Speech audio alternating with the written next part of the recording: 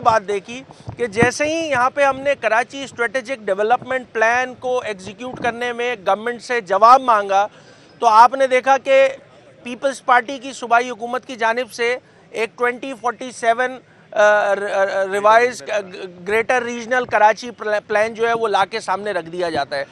हमारी राय इस पे ये है कि एक प्लान जो ऑलरेडी गजट हो चुका है, ऑलरेडी एक लोकल काउंसिल से जो कराची की उस वक्त इलेक्टेड काउंसिल थी उससे अप्रूव होके सिंध गवर्नमेंट ने उसको नोटिफाई कर दिया है, उसकी इम्प्लीमेंटेशन कहाँ तक पहुँची है ये खुद एक सवालिया निशान है।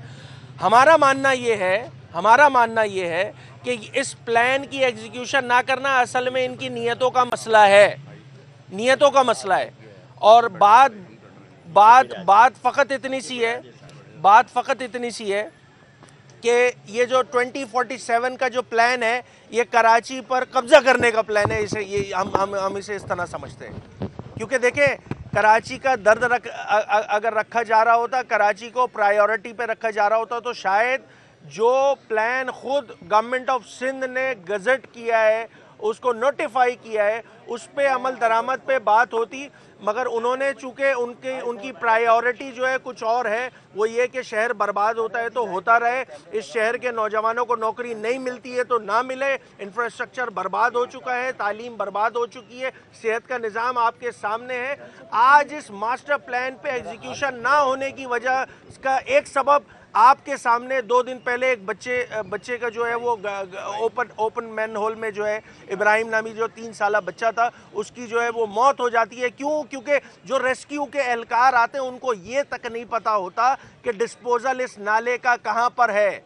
ये है वो अफसोसनाक अमर। ये कोई आखिरी सानिया नहीं हुआ है, खुदा न खास्ता ये आगे भी होंगे। ये मैंने बात 2023 में कही थी कि खुदारा होश के नाखुन लें, इस मास्टर प्लान पर इम्प्लीमेंटेशन करने की जिम्मेदारी गवर्नमेंट ऑफ सिंध की बनती है और गवर्नमेंट ऑफ सिंध ये अपनी जिम्मेदारी पूरी करने में बुरी तरह जो है वो नाकाम हो चुकी है। उनकी तरजीहात में कुछ और है।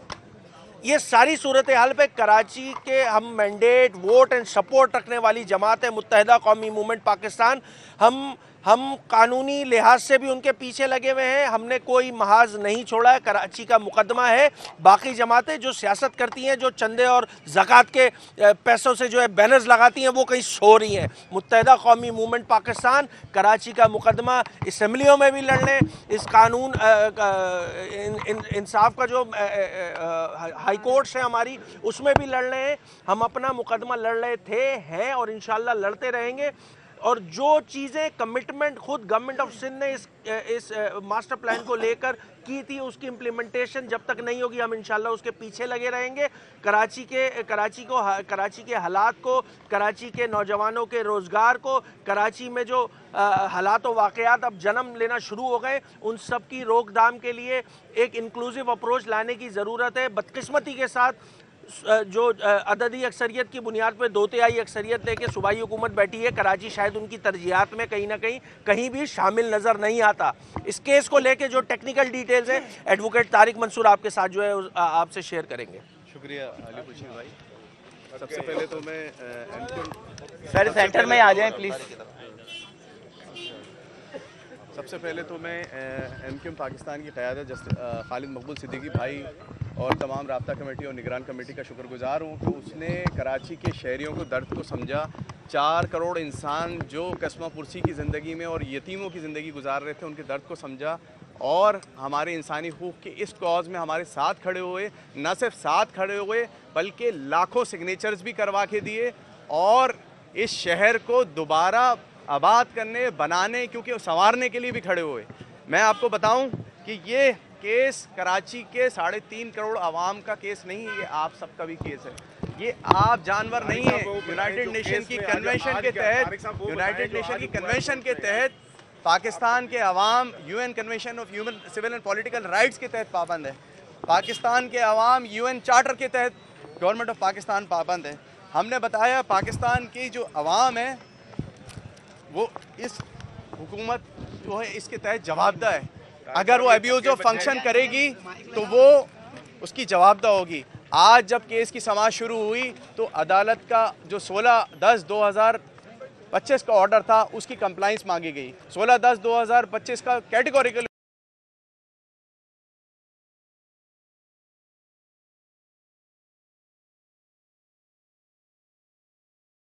later in spirit in accordance with law. लेकिन आज जब समाज शुरू हुई तो ना सिर्फ 27/8/2025 के ऑर्डर को सरफ नज़र करने की कोशिश की गई सिंध हुकूमत की तरफ से, बल्कि 16/10/2025 के ऑर्डर को आउटराइटली कह दिया गया कि हमने तो ये कहा ही नहीं था, और ना सिर्फ एक एप्लीकेशन लगाई गई कि ये ऑर्डर हुआ ही नहीं था, जिस पे अदालत ने सख्त बरहमी का इजहार किया। अदालत ने कहा, अगर हमने उस पर एक स्टेटमेंट जमा कराई कि ये चीज़ जो है ये AG सिंध ने सबके सामने की थी, और आज इस बात को 7 साल गुजर गए हैं, ये नोटिफाइड प्लान नहीं हुआ, लोग जानवरों की ज़िंदगी गुजारने के चक्कर में हाल हो चुका है। ना इंफ्रास्ट्रक्चर है, ना ट्रांसपोर्ट है, ना हाउसिंग है, कोई चीज़ बहाल नहीं है। ना सिर्फ ये कि कल इब्राहिम का 3 दिन पहले बच्चे का इंतकाल हुआ, गटर पे ढकना नहीं था, वो KMC की मेन लाइन थी, हालांकि इसके अंदर सेवरेज का पूरा चैप्टर गिवन है, और उसको इम्प्लीमेंट करते तो आज इस मासूम बच्चे की जान नहीं जाती। असद की जान 3 दिन पहले गई। 20 लोग इस साल हादसे का शिकार हो चुके हैं गटर के ढकनों से, पिछले साल 30 लोग मर चुके हैं। क्या वो किसी के बच्चे नहीं थे? MQM पाकिस्तान ने इस दर्द को समझा, वो दर गए, उन्होंने साइन लिए लोगों से, और लोगों ने इसमें साइन किसी एक पार्टी के साइन नहीं है। मैं आपको कैटेगोरिकली बता दूं, इसमें हर रंग और नस्ल, हर फ़िरक़े, हर मज़हब के लोगों के साइन है जो कराची में बसते हैं और कराची में जीते हैं। हम लोग जीते जागते इंसान है, जानवर नहीं है। अगर साइंस सरकार ये समझती है कि 2047 के प्लान को लाके वो 3000 अरब से ज़ायद ज़मीनों की जो हेर फेर है, डिस्ट्रिक्ट की हेर फेर है या वो डिमार्केशन की हेर फेर है, ये तमाम चीज़ें 10 अक्टूबर 2018 की कैफियत पे वापस आएंगी।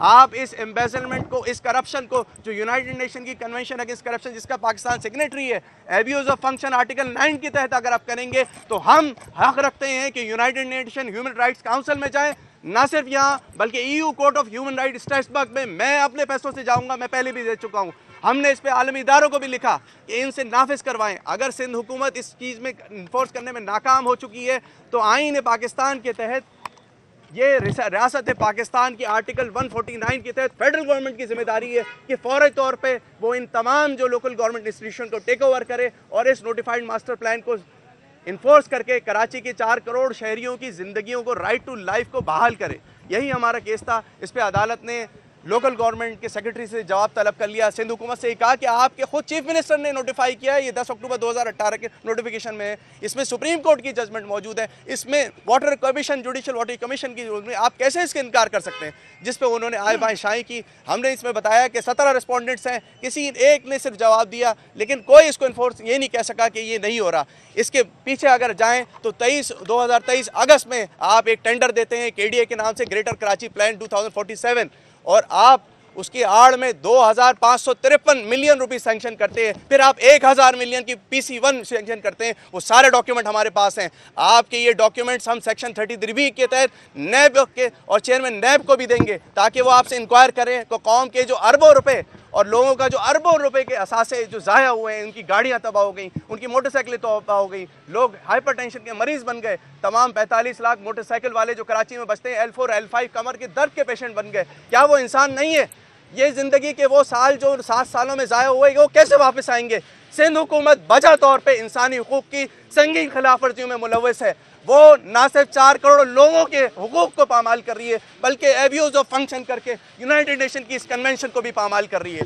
सिंध हुकूमत पे हम United nation human rights council से भी गुजारिश करेंगे, हम चीफ ऑफ आर्मी स्टाफ से गुजारिश करेंगे, उस सिंध हुकूमत की इस बदउनवानी को, इस गाज़िबाना कब्ज़े को, इस हुकूक की पामाली को फौरी तौर पर एक्शन ले। हम चीज़ इनमें नैब से, शकील दुरानी साहब से भी गुजारिश करेंगे कि फौरी तौर पर इस पर एक्शन ले और हमारे आईनी और कानूनी और इंसानी हुकूक को बहाल किए जाएँ। यही हमारा मुतालबा है।